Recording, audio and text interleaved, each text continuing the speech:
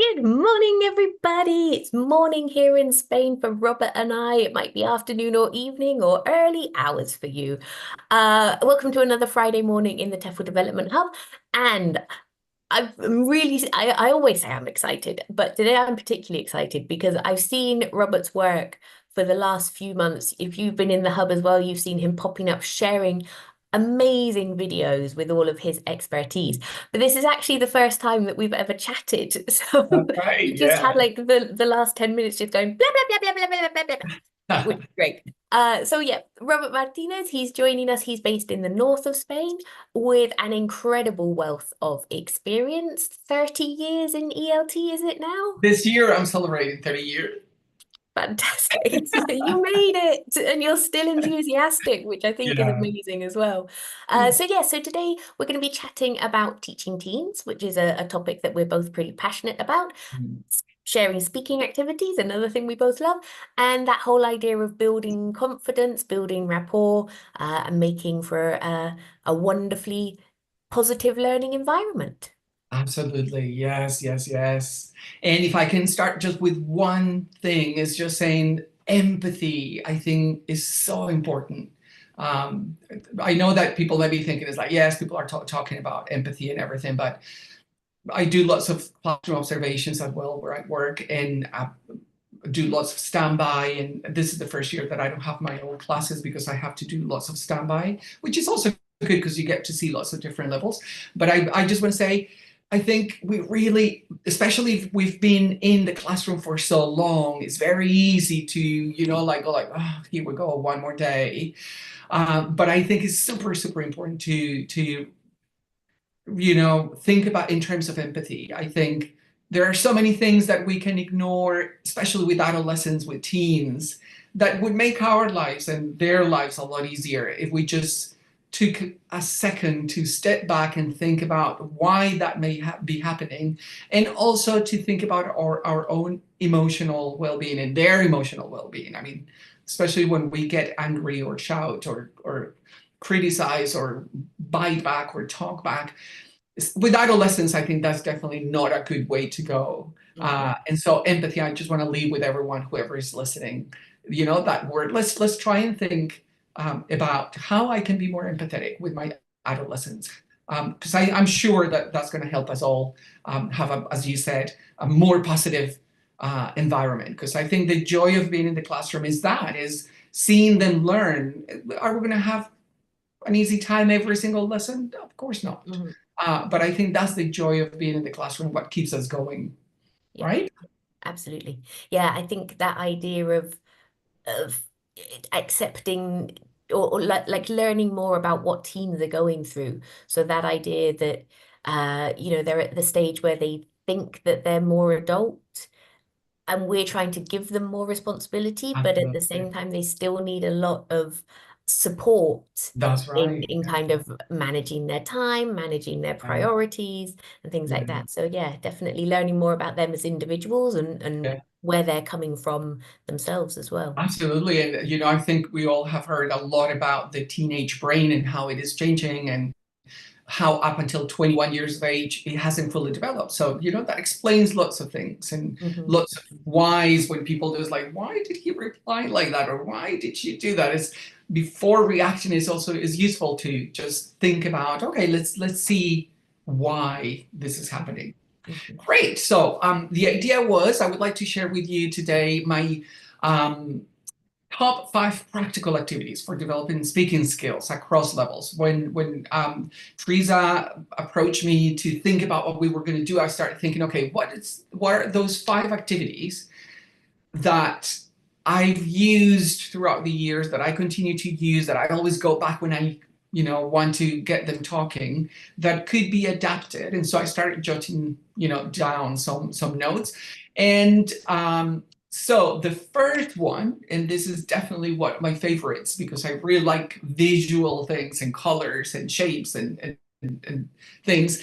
The first one is picture prompt discussions. Hmm. Picture prompts discussions. And it is actually part of my teaching routine. So I have 2 things that I always do at the beginning of my lessons. And it is either a picture prompt discussion or a mini quiz. of 10 items, and I've created a little table with 10 dots, 10 numbers, so that I can use them as a part of the routine. With, picture prompt discussion, is super easy because we can always use what's already in the course book. Any of the visuals that are already there. So in that sense is very low prep. It's probably going to be connected to something you either covered or are going to cover. I always like to try and use a kind of like a flipped classroom approach, and then knowing what I want to do or start with the next lesson, then I always set them down that path as part of the homework, or introduce it slightly in the lesson without telling them, oh, this is what we're going to do, but just to get them thinking. I like that because the skills that we can develop with picture prompts are, like usually what do we usually do with pictures? We describe, right? We tend to automatically describe images. We make inferences. They might be working, or they might be talking, they may be friends, or they're going swimming, etc. And also expressing opinions. So thinking of that activity, I'm going to share through how I do it at 3 different levels. So at elementary level, at intermediate level, and at advanced level. But everyone feel free to comment or add your ideas if anyone is out there listening and want to share. At elementary, well, before we go into the 3 ways that I do it, what do you think about picture descriptions? I mean, picture prompts. I mean, I love anything visual as well, just because I think it gives the opportunity for so much to come from the learners as That's well. right, yes. So yeah, I think anything like that gets them as well thinking creatively. Mm, So like you were saying about making inferences, I'll mm, sometimes just say, be creative with who mm, these people are and where they come from. One thing I was going to ask, so you mentioned that at the beginning of the lesson, you'll either do this mini quiz or the picture prompt. mm. How do you feel teenagers respond to that sense of routine? Right. As with any routine, initially can be hard, right? Because I think we all feel the same when we are in a class full of teenagers and they're Again. like pulling teeth. So I think that one thing that I try to do is to be myself, one of them, not in the sense of being silly, but no, I'm not afraid of being silly. I'm not Mm, afraid of laughing at myself. And I always, always, always model it myself. mm, Because, like for me as a student, I always thought, it's like, oh, I don't understand. Can you say it again? When I was learning Italian, when I was learning Spanish, it's like, I need examples. So I always try and start with an example or a model, mhm, and never start with open class, because then they're going to be at the center of attention and they're like, oh, no, not me. So I always I like always starting within the safety of the pair, always in mm, pairs. And then, I can build that encouragement going through by pair. Um, and only when I feel that they're ready, then I start opening up those pairs or small groups, because I think that safety, pretty much in my experience, they appreciate that safety. Because I remember being a teenager, it's like, there's no way I'm going to stand up and say anything in front of everyone else. Like not in a million years, because we are mm, very self-conscious of what's happening, how we look, what we do, what we say, what if I make a mistake. And so that's pretty much how you try and build that mm, their confidence. And number 2, we are intelligent beings. So I give a rationale. Why do you think we're doing this activity? What are always in pairs, because I think that especially at the beginning when you're establishing that routine is very difficult for them to share their ideas in public, even if it is just 10 people or 12 people. mhm, And very often you have teenagers that some can come from the same school, some come from different schools, and that's an added pressure, I think. Like, oh, they're a group and they're the ones looking at me. So I'm very, very conscious of peer pressure and how I think as an individual we are within a group, maybe because of my disability as well. I'm super, super conscious of that. But I think that that's, in my experience, that's helped me build those relationships little by little and get some buy-in from them. Honestly, I've never really had that. I mean, yes, there are days when they really don't want to do anything, but overall they understand when we go through that routine, and they understand why we're doing it and how we're doing it. And we've gone beyond the individual, pair, small groups, and now let's do it together. Now let's mingle, because that's the other thing we need to be aware of. Before having people mingling, I like to spend maybe the first month of the school year just building those relationships between them without pushing anyone, so that they are more able to, they feel more comfortable with when I say, okay, let's change pairs, apple, banana, pear, apples together, bananas together, pears together, then they're more willing to do it. Because initially, many, many years ago when I started teaching, I would probably try those things, which are valid techniques. I would try them right from the beginning and they wouldn't work. It's like, oh, I don't want to. It's like, do we have to? No. Oh. And then what do? You go like, but why? I know this is a good technique. So I think it's building that, and that's how they are okay with that technique, especially with the either the picture prompt or the quiz. Sometimes when I don't have a quiz, they go like, oh, no quiz or no picture. They get into that routine. So it's just to get those juices going, activating prior knowledge, as you said, getting some emergent language going. And the purpose is not that they say things correctly. They may not even get to all the words, but it's just to get them going, to get them started, because I think that's really important. Excellent. And I love what you said there as well about explaining the rationale for the activities, because I think as well, teenagers in particular, they're at the stage where they're starting to think about their future, and they're starting to think about what they want to do in it as a career at university or whatever. And so when they're in all these subjects where they feel like, why am I learning this? I want to be an engineer. Why am I learning history, for example? The fact that we're able to say, well, this is why we're doing this, and this is how it's useful. And this is how it's useful for language, but this is how it's useful for your future as well. Not necessarily like in using language, but in the way that we communicate. Yeah. Well. And I know that you're a teacher trainer too, and you probably agree with me. Very often I see activities, teachers doing activities and they're successful and everything. But I think that those 2 or 3 minutes is metacognition, isn't it? Right? Is learning to learn. So those 2 or 3 or 4 minutes discussing the why we're doing this, so that they know they may initially see it as this is boring, as opposed to, okay, it's boring, but I understand why, it's going to help me. So I'll give it a go. Yeah. I think that sometimes that's missing when we are selling the activities or setting up the activities for the teenagers. Yeah, I agree. I'm going to stop interrupting you now and let you get on. Okay. Tell us about the activities. So we talked about the using picture prompts. So at elementary level, some people may be thinking is like, yeah, but at elementary level, they don't have the language. That's true. However, I think it's Scrivener that said, adapt the task, not the text. Right? So same approach. You have the same visual. If better if it is a visual from the book or the course book, or you can. I like creating my own pictures, and I love AI in that sense because I can I know what I want exactly. I mean, it's not always 100% what I want, but you need to be very careful with the prompts. But the whole point is, for example, if you've been studying there is and there are, then ensuring that there's a picture that lends itself to, there is a card, there are 2 books, there is a table, there's a family, etc.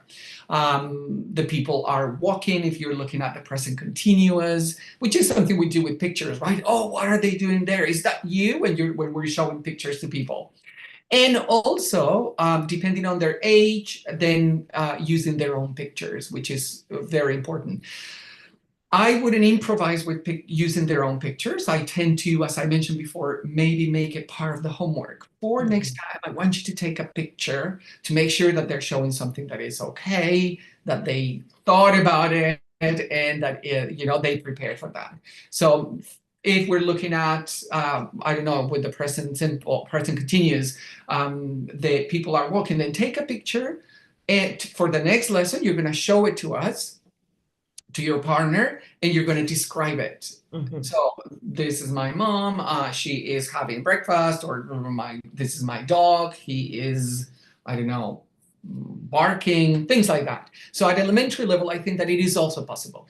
Obviously, something that I think is obvious, but very often, and I'm guilty of that as well. That very often I get so excited about an activity, and then I go like, oh wait, I need to. What language do they need?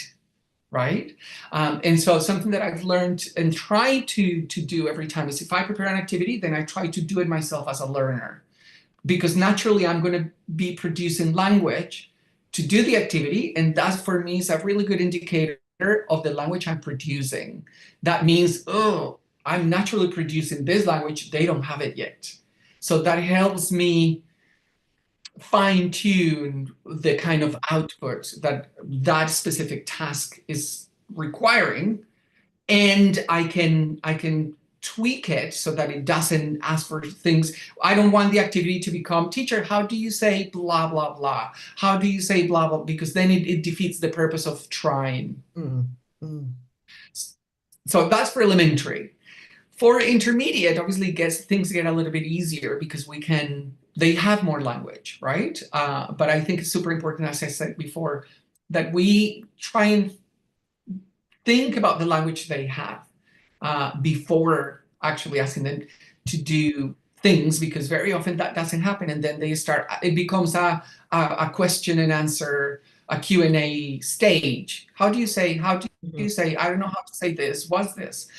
At intermediate, for example, students can discuss what's happening in the picture, but more naturally speculate. They can start speculating about the context or compare it to their own experiences. Especially at intermediate, I like to always ask them, is there anything in that picture you can relate to? Is there anything in that picture that's you can find in your home, in your life, that you did or you are doing or you're going to do, keeping the language within the level in what they can do. I don't know, for example, oh, it looks like a market. I think they're shopping in my town. Okay, is there a market in your town? So I always try, and I think that element of relevance is so important. And so I always try and think of the picture and then maybe a couple of relevant questions. Have you done this? Has this happened to you? Or do you do this at home? Do you have it? Is there one where you live? Just so that they can see some sort of connection, because I don't know if you may agree, I mean, you may agree with me, but course books, I mean, they're a great tool, but they're not the tool, right? I mean, it's not, we need to adapt them, we need to bring them to life. I feel that course books, they're very much about the other. Like all of the language examples, it's these other people that you don't know. There are sometimes a few personalized And questions, yeah, particularly around kind of input texts, like, yeah, what did you agree with in this reading text and things like that. But generally speaking, it's missing that, how yeah, is this language relevant directly to you as an yeah. individual? Yeah. Yeah, because for example, I personally don't feel represented in the course books, and I look at my students and I think, well, very often they're not, they're not real life pictures or scenarios, because there are no LGBTQ people, there are very few people of color or different ethnic backgrounds or cultures.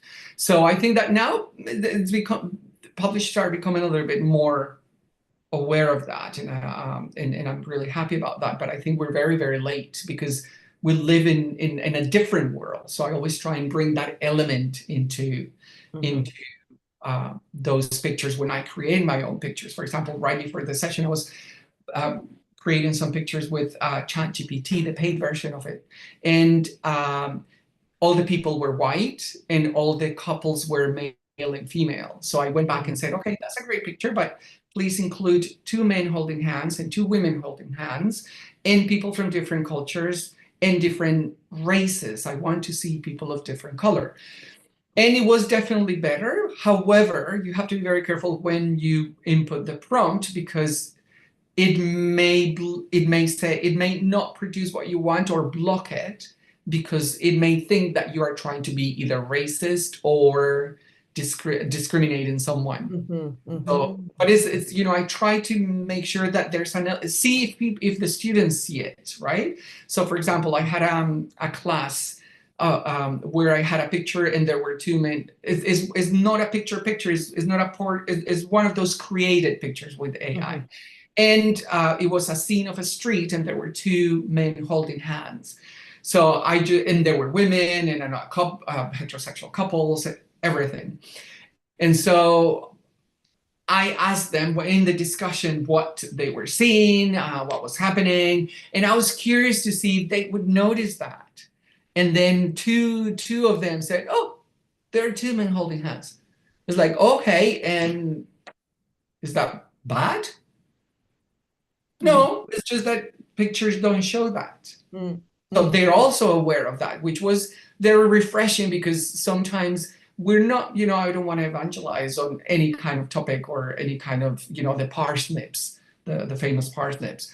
But it is important that they're aware of what they see on TV and what's happening around us, and then approach it in such a way that we are part of their education. It's not just the language. Right. So that would be for intermediate students. And then for advanced, then that's just excellent because usually whoever is at upper intermediate or advanced, they're, in my context, they're either preparing for first certificate or for advanced or for, I don't know, TOEFL, if they're going to States, or IELTS as a language proficiency exam. And so at that stage, you can really push them because then you can ask, what I tend to do is look at the teacher's handbooks available for that exam, and they all include picture descriptions or a task with a picture.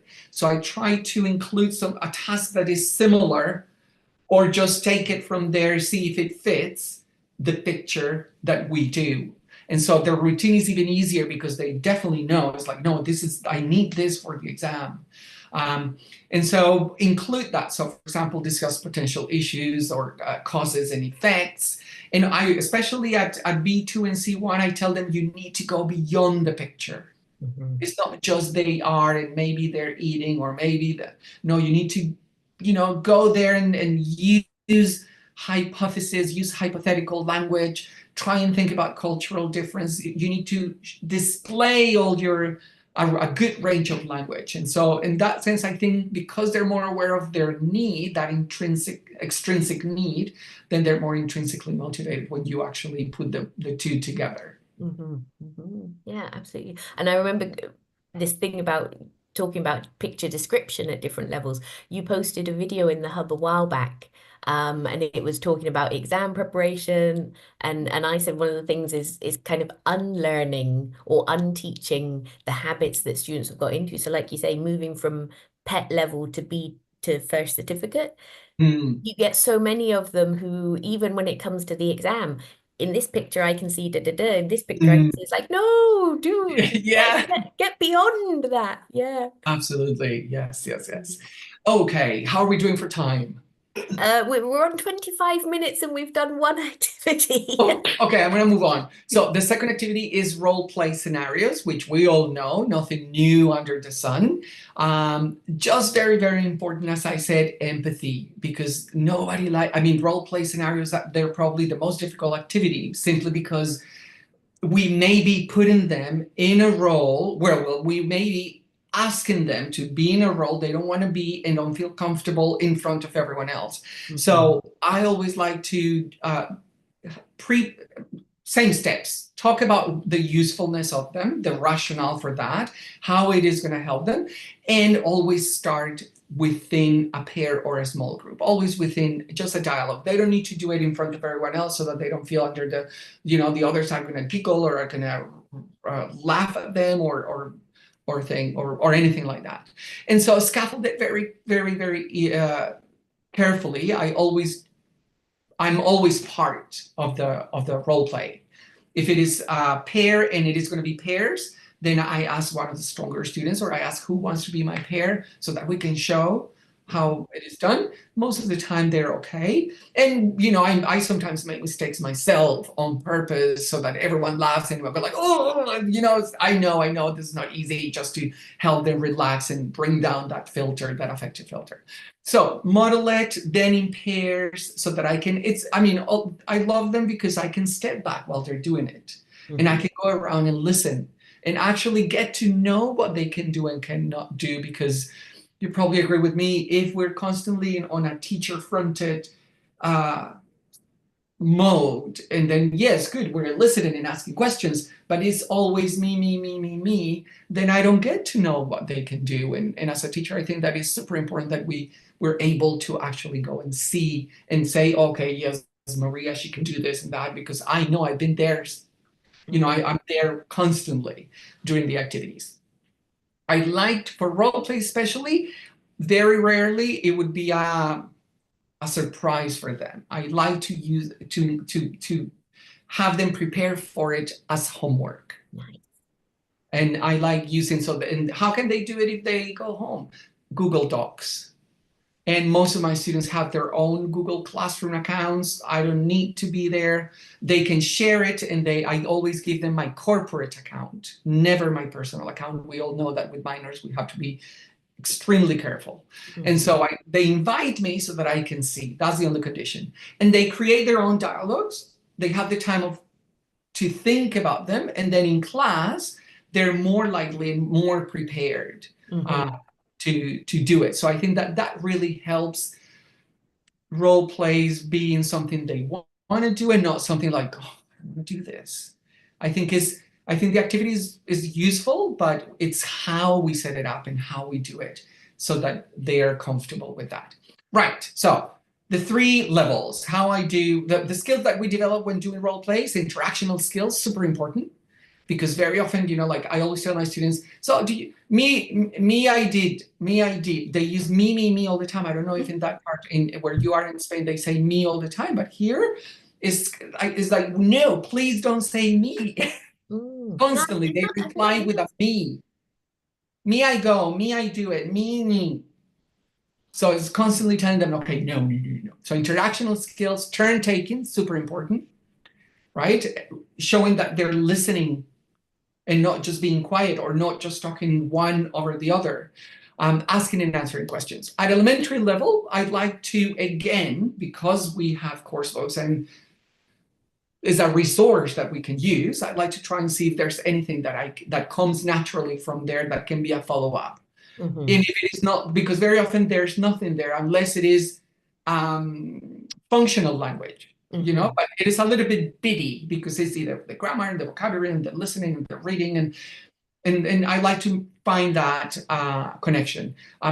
Simple things that they need. They really appreciate it when it is things, for example, that they could actually do.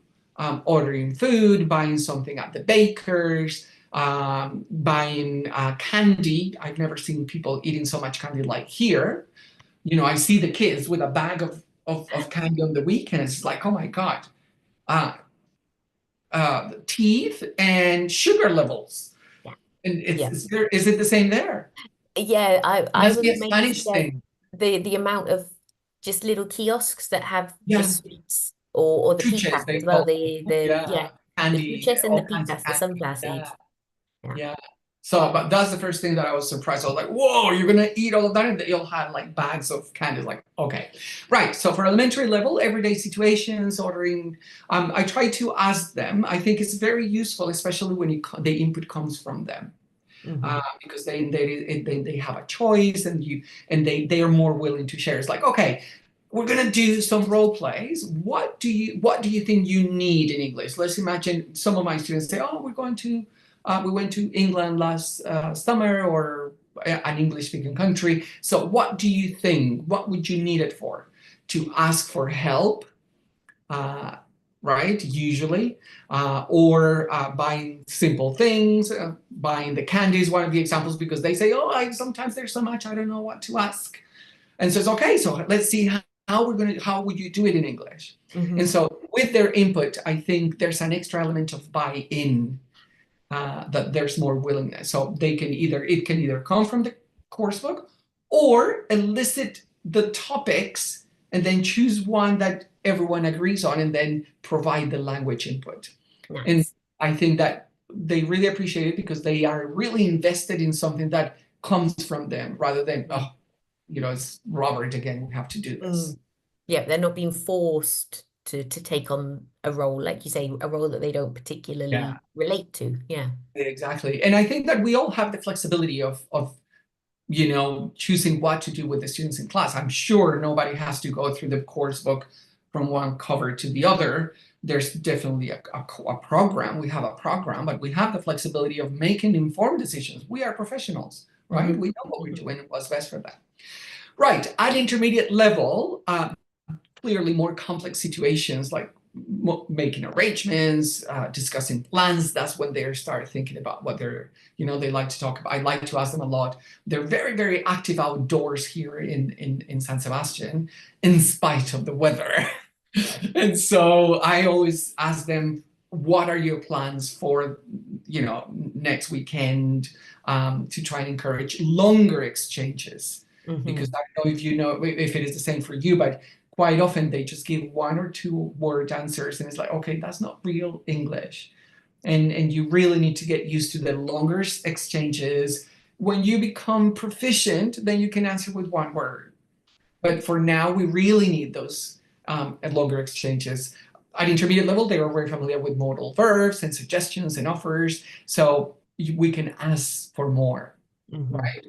Sometimes what I like to do is if there's that section on functional language in the coursebook and you go through it, I'd like to ask them, okay, you're editors for this coursebook and you're gonna I want you to give feedback to the publisher.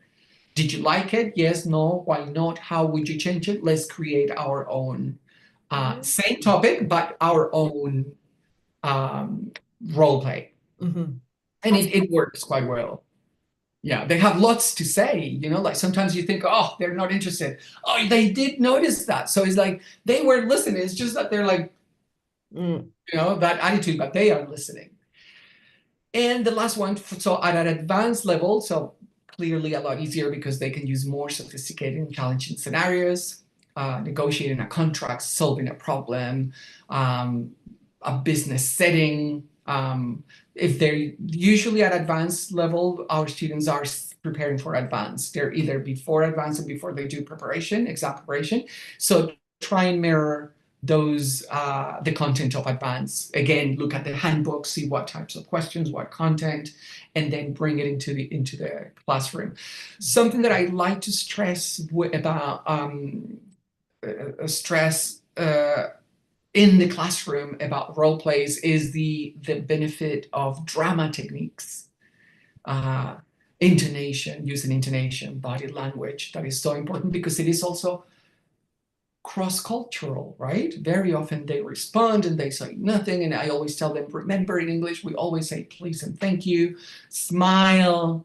A smile will get you everything, but if I don't know you and you are so stern and you look like you're angry, I'm definitely not gonna engage with you. I'll probably just like give an answer or ignore you altogether and then just move on. And so bringing those elements of drama, I think, are really important for them because they're not used to that. And it's like, and I like to make a point of cultural differences, not because theirs is right or wrong. There's no right or wrong, but that they need to be aware of that. Intonation can help you so much, right? Can make the whole difference when you get an answer, or if you get an answer, indeed. Okay, so that was the second one. Right. Shall I move on to the next one? Through that one. That was great. Okay. I'm not going to interrupt with any more questions because I know that you've got a busy day. Okay, so the next one is someone we've all done and is basically find someone who, right? Is the tried and tested.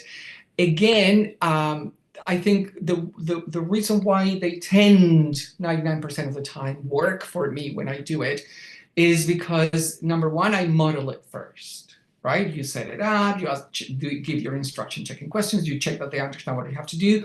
I do it with them, but I do it very quickly because that's just the for them to taste what it is like.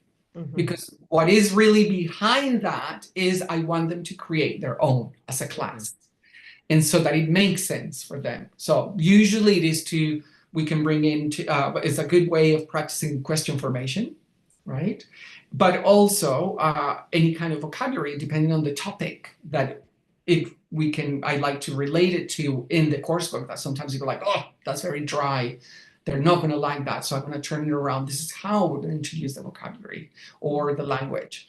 And so I do it very quickly, not more than 5 minutes, because then I like to, again, metacognition. Let's talk about how we did it, why we did it, what language did you use, what did you have to do in their pairs, and always listening, going around. I mean, I don't like being at the front and then just giving all the explanations and asking, because every time I do that, I'm going to be asked, if I ask 7 questions, I speak 7 times. Mm-hmm. But only one student will answer the question, and so it's going to be one student at a time. So I really like setting it up, asking the question, and then in your pairs talk. Discuss the question with your partner, and that also gives me time to, again, to go around. So I think the focus of find someone who is, we've done it many times, but I think is use it not as the activity to do for that stage that may take 10, 15 minutes of good speaking practice and talking to at least 2 people and then moving on and blah, blah, blah, and then recap. But maybe try doing it for just 5 minutes, but that is as a launch model. And then discuss it with them. So what did we do first? Why? What are we practicing here? Raising awareness of that, how they're learning and what we're doing. And then say, okay, so now in groups 2, 3, 4, you're going to create your own find someone who that we're going to do the following lesson. And they're going to be practicing language. They're going to be speaking. It's multi-skills, because they're going to be speaking about it. They need to decide on the topics. They need to make a list of the topics that they want. There are a million ways of doing it. And in the meantime, what am I doing? Monitoring, supporting, facilitating, making sure that is that question right? What happens here? Think about it again. Right? Mm-hmm. Good. So at elementary level, oh, it's too difficult. No, it's not. So all we need to do is to tie it to familiar, and that's the key. With elementary levels, it's not a good idea to spring it up on them.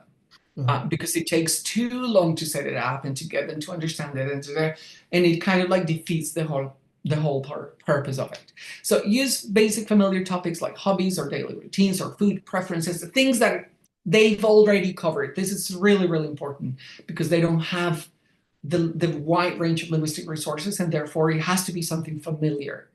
So if you prepare 5 or 6 or 7 or 10 or 3 questions, they should be about something they already know, that we have already covered in class, to provide that safety net.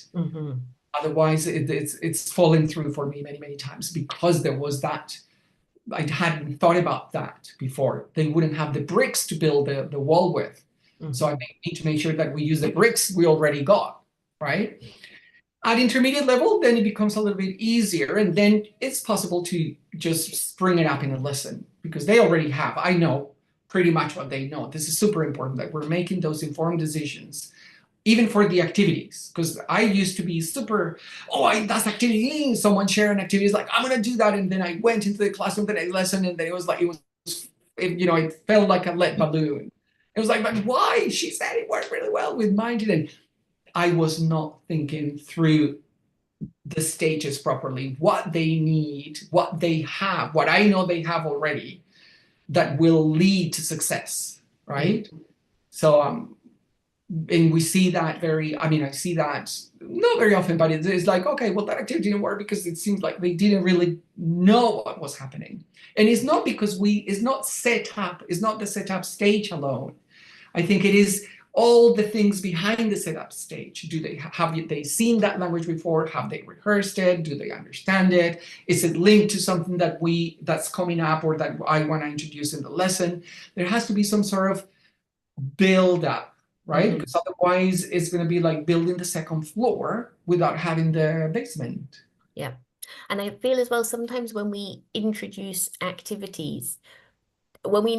activities, we try to introduce new language at the same time. Whereas actually, like you're saying, doing an activity when students are familiar with the content, so that they don't have to worry about the language side of things. They can focus on the logistics of how the activity works. And then the next time you do Absolutely. it, they know how it works. And that's when you can bring in Absolutely. more language as well. Mm. Yes, yes, absolutely. And then that was intermediate. So for advanced students, really pushing them to go for a range. I mean, this one I like because with advanced students, because very often they feel like they know everything. It's like, oh, this is going to be, I'm going to ace this test. It's like, no, you're not. So let me pull you a little bit from, down to the ground. And so by pushing them and within the safety of the individual or the pairs, when you are going around and we're mingling, asking the questions, or they're working still in the writing the questions, then it's a good opportunity to, in a nice way, help them understand or realize that, see, for this level, you really need range. Range means not to say, oh, the cat is black, but to say, oh, it's a very fluffy, very nice fur coat cat with different shades of gold stripes. And you need to go beyond that. Oh, okay. Right. So in this, for advanced, I think is the good thing is, again, most people may be thinking, yes, well, someone who I already know it and I do it. I'm not saying, I'm not focusing on the activity. I'm focusing on what goes on for them to create the activity after we've done a mini model activity, very short, so that they're back into the, yes, that's how it works. Well, but I want you to devise it, because that's where they're going to get a chance of really looking into the questions. For example, at advanced level, some of the questions are very difficult. When you look at the handbook and the coursebook materials that they show, some of the questions are quite abstract. So I like to ask them to write, okay, make sure you write difficult questions, right, that are going to challenge you, and look at the examples that we have in a way of pushing them. Awesome. I would Okay. also, I am Yes, gonna, yes, yes, yes, yes. I would also add as well that sometimes getting them to write simple questions, but they have to reply more complexly. Absolutely, Because I think yes. sometimes in exams, the questions that they're asked, like in the part one where it's the personal, they don't necessarily lend themselves Mm, automatically for that's this right. C1 level language. So getting them into the habit of responding with, speculation or conditionals or things like Absolutely. that. Yeah. Yeah, yeah, yeah, yeah. Right. So number 4, how are we doing for time? It's 12, almost quarter two. Okay. So the next one is Desert Island Game that we all know. As I said, nothing new under the sun. Is just how I do it. That for me, how I've learned to do it so that it is more successful rather than not successful. Again, empathy. Let's remember every time that what I'm demanding, what I expect my students to do, they come, for example, when they come to class, they come after school, they may be upset. They're growing. They're growing. They have attitudes. I had an attitude. I still have an attitude.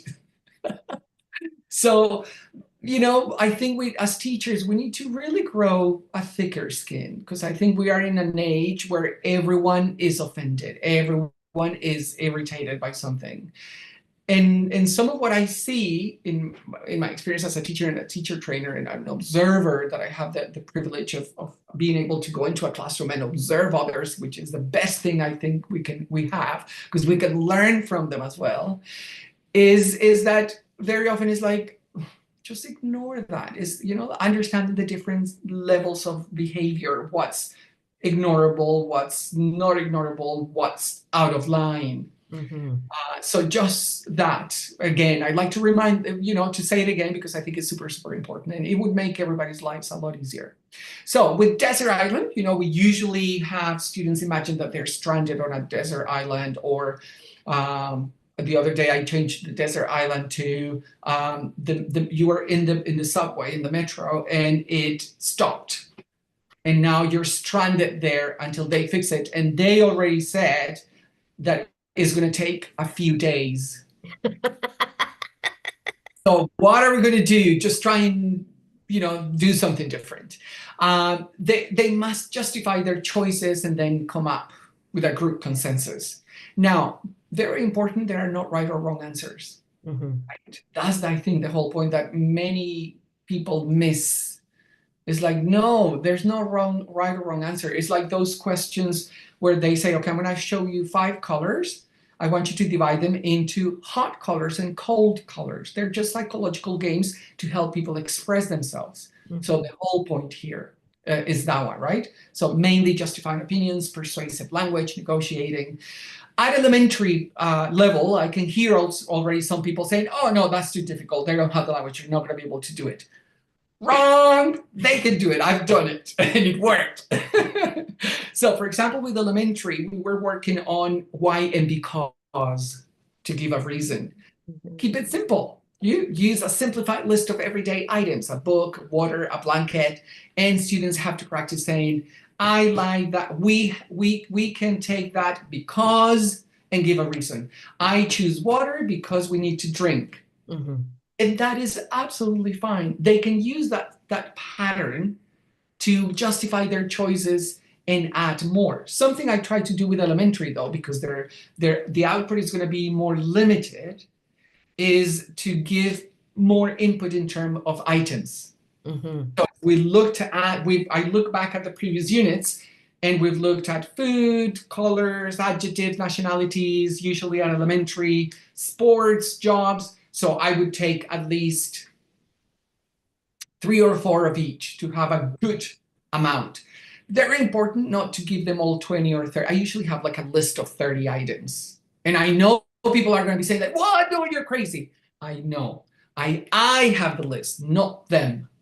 So I just share 2, 4, 6 items from each. And then they start talking. I choose water because we need to drink. I choose, I don't agree. I agree. Simple language that is useful for them. And then if they already used it and milked it, and you see that they're beyond that, then I share another 6 from before. Yeah. So I always compare this when I'm on CELTA courses. I tell the trainees, for me, that's like, I imagine that the students are lions, hungry lions, and they're going to eat me. So the way I can stop them is by having my questions or my items and then giving them to them one at a time. When a lion's coming to eat me, I throw a steak at the lion, and that's it. Okay, they finish. Okay, oh, they're going to eat me. A few more. Oh, they're going to eat me. A few more. And so that's in terms of being prepared, but definitely not overwhelming the students with far too many, because that would be like a shock to them. Like, what? 15 words on the board? 6 is fine. 7, 8. And they're familiar because they come from things they've seen. So it's good recycling as well. I think that's wonderful as well in terms of differentiation. That if those students who perhaps could only cope with 6 words, they've got those 6 words, they feel they've accomplished the task if they use all 6. But those other students, when you keep feeding them things in, lovely. Yeah. Right, I will stop interrupting, sorry. No worries. So that's for elementary. For intermediate, again, a little bit easier for us in the sense that we can give them more detailed list of a mix of practical and abstract items. I don't know, a tent, a map, a photograph, or whatever comes from the. I really think that we don't do enough recycling of material, and I think we tend to go from one thing to the next, to the next, to the next, to the next. It's like, wait, that's not how we learn. Yeah. Has to be some space practice, some space retrieval. So I always like to try and create activities that are based on something they've already done, because it provides an opportunity to recycle material. So for intermediate, then they can give detailed explanations and consider pros and cons. I think that's something really, really important that maybe I hadn't mentioned clearly is we really need to, well, no, I did. It makes reference to the bricks. We need to make sure they have the bricks to build the wall. So always very important to elicit that language that we know they're going to need so that they have it. I'd like to have it on the board. Elicit it, right? Put it on the board. Everyone, okay, now they start. Because when I'm monitoring and they're not using it, then I go like,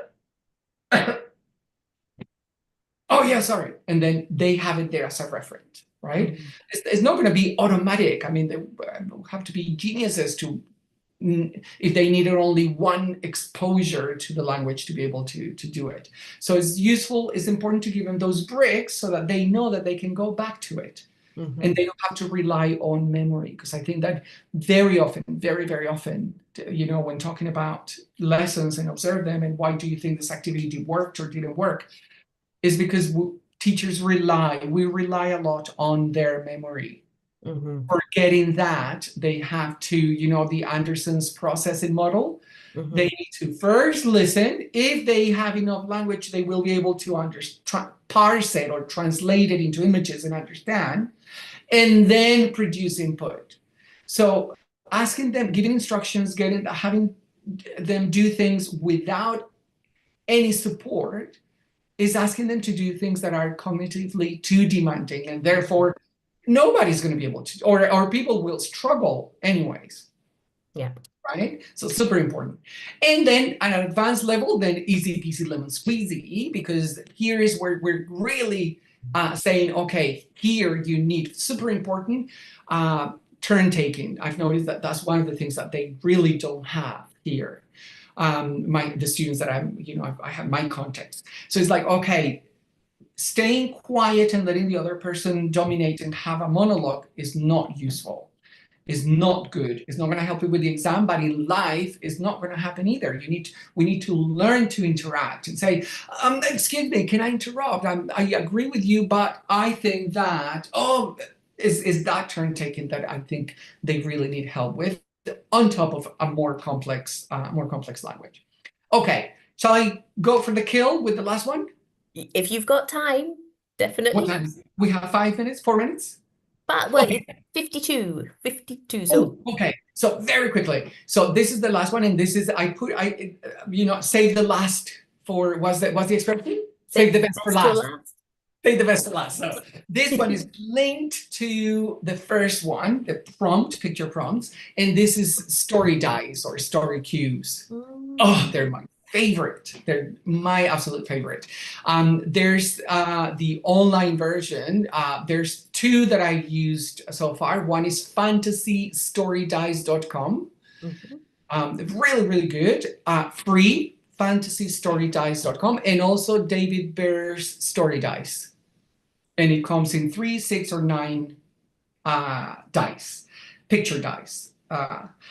Now, storytelling is so useful and so important, and because it forces us to make connections, to produce language. It really pushes students. So usually the way it works, we all know, so I'm not going to preach to the converted, but just so that everyone knows, is, you roll the dice. I have a set, we have a set at school of proper physical Mhm. dice. But to be honest, I've used most of the time the online ones because everyone can see them. Mhm. The only difference is that I say, okay, for this couple, if they're working in pairs, they have a chance to roll the dice and take a picture. Ah, So they keep them. yeah. They have the support. And then they have to, depending on what we're doing, then they have to tell a story or create a sentence or create a paragraph, a spoken paragraph that maybe for example, for B2, sometimes I ask them for homework, now you need to write a paragraph about that. Mhm. We did it. You had the input. We did it in speaking form. Now you need to remember to use linkers, cohesive devices, discourse markers, make it blah, blah, blah for the exam. At elementary level, sorry, the speaking skills that usually developed are narrative skills, creative thinking, because we need to come up with something, create something, coherence and cohesion, which is super important.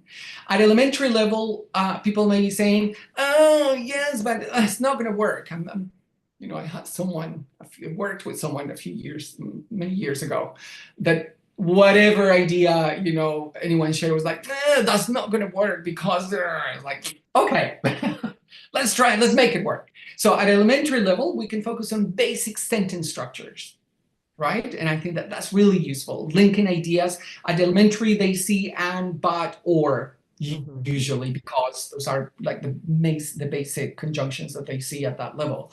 So basic structures. And again, how do I know or predict what language they're going to use? Because I'm doing the activity myself, right? Sometimes what I do is I pre-select the dice and take a screenshot Mhm. and Nice. I show it to them, because I can, when doing the activity myself very quickly, the horse is wearing glasses and eating an ice cream, then Mhm. I know that whether they're going to be able to do it or not. I mean, as teachers, we are professionals. We pretty much know we have a good, uh, what would you call that? I was going to say ESP. It's not extrasensorial perception, but we kind of, because we know the students, we know You've pretty got a much what grasp on what language they can produce, and yeah. that's right. That's right. So with elementaries, it works. The important thing is making sure that we're using language they know, structures they know, and model it. I always model. I tell the teachers, and whenever I'm doing a session, is like, turn to RuPaul's song, remember? A model. So it's like, model it. You need to model it. Do it with them, show them, because they see, especially at lower levels, they're going to be struggling to understand everything we're saying, and on top of that, doing it. So Mhm. show them how to do it before we ask them. At intermediate level, then clearly we can encourage more complex sentences. I like to introduce linking ideas and cohesive devices at intermediate level, because otherwise sometimes they get to B2 and they're still saying and, or, and, but only. It's like, come on, you need longer sentences, relative clauses. You are already studying some of them. So I want you to make sure that the range of activity of pictures provide for that. Now that I'm thinking of that, so something super, super important, whenever you have already your dice and the different items, I like to make a list on the side of the board of what they represent, so Mm. that we're all on the same criteria, we're all on the same page, because obviously they can be interpreted differently. Mhm. So I give options. Someone says horse, someone says horseback riding. Perfect. That's fine, but it's not going to be, I don't know, vet. It's like, okay, it's an animal. I cannot see a doctor, right? Because Mhm. otherwise it just gets a little bit busy. But I think that extra scaffolding really helps ensure that everyone is there. And finally, for advanced, then clearly, really, I tell them, okay, now you really need to impress me, because this is advanced. Your advanced level students, or upper intermediate, or pre-advanced, you have the language, right? This is an opportunity for you to show, give detailed descriptions, use narrative tenses. Now you can create. Now this is proper storytelling. And Mhm. so the only thing I do is I start with a prompt. It was a rainy night, and then they have to tell the story using that. Nice. Sometimes you look at the pictures, you go like, but that's the whole point. Yeah. Forcing them to use language that would use that prompt. Mhm. It was a rainy night. I had the best time of my life when, and then they have to, giving them that sentence prompt, helps, often helps. Okay, I think we're done. That's it. 5 activities. Awesome. But not just like 5 activities. Really, we had kind of 15, because we had them at all the different levels as well. It was That's right. awesome. And I Yeah. mean, a couple of the things that I really loved, so much of them were learner centered, like learners were producing the Mhm. content. It wasn't kind of a teacher imposed, you're going to do this now, That's which I right. think is great. And then another thing very dear to my heart is no wrong answers. I think that's Yeah. so, Yeah. particularly for our teenagers, so Yeah. important to give them that confidence to use. And now that you say that, something that I always tell teachers, please, please, please, please, please, if someone gives you the wrong answer, be aware of how you respond. I tend to say, thank you. Very close, very close. Anybody else? You're hot, hot, hot, cold, Mhm. because I want to acknowledge the effort, not the answer. Yeah. Especially when you are in front of everyone or even within a pair. You don't want, who likes being told no, or no is wrong, or I mean, I don't. Nobody does, Mm. right? Yeah. And it's that empathy coming back. It's like being aware of, I know, someone said, yes, but what about me? What about, who's sympathetic about me? It's like, well, I am. But, we are in the classroom for them. It's not that they're there for us. Yep. We are the person in the classroom, better in person in the classroom. We are the better informed person. We are the older person, the more mature person in the classroom. We're still young at heart. Yeah. So it's super important, yes, as you say. Awesome. Well, thank you so much, Robert, because I know that you're really busy, and thank you so much for taking the time to come and share your expertise with us today. Thank Looking you. forward as well to seeing more of your input in the TEFL Development Hub. Thank you. And yes, congratulations to Thank 30 you. Thank years in you. ELT. Yes, thank you so much. Thank you, everyone. Fantastic. If anybody has any more comments or questions, drop them in the chat here on YouTube, or put them somewhere on Facebook and we can get back to you. Have a great day.